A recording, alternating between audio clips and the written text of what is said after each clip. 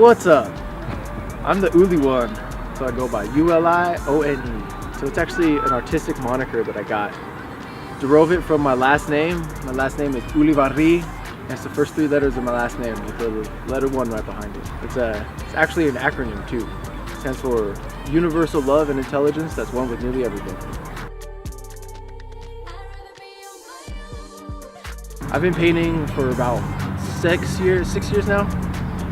4 of them legally. So, well, there's no real place to go and learn how to do this craft.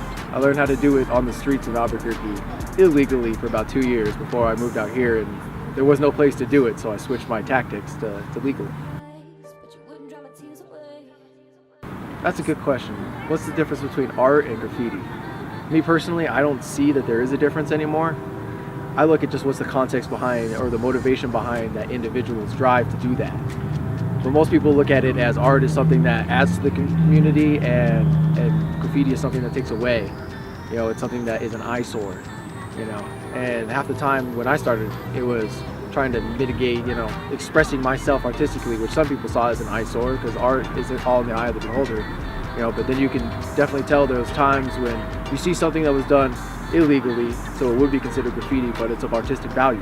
And so we recognize it, as we do in Park City with Banksy. We have his piece memorialized behind some bulletproof glass and no one will steal it.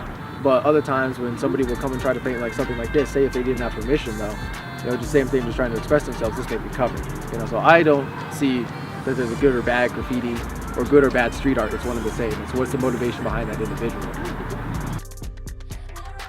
My favorite piece, currently it's the one I've done for Omnipresence. It's on about 650 North Geneva Road in Orem. You can see it from the movie theaters.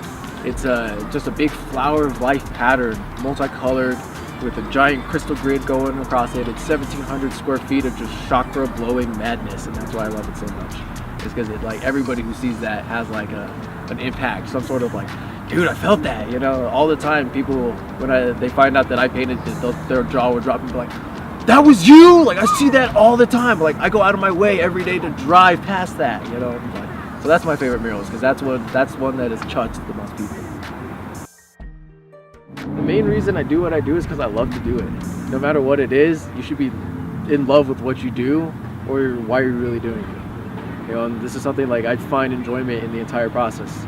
Even on those days where it's giving me total hell on how to make it happen, I still love it because I'm learning something. I'm still engaged in this creation process, you know, and no matter what you're doing, you're always creating something. And this is, like, to me, the most in your face, the biggest scale. This is creation, you know.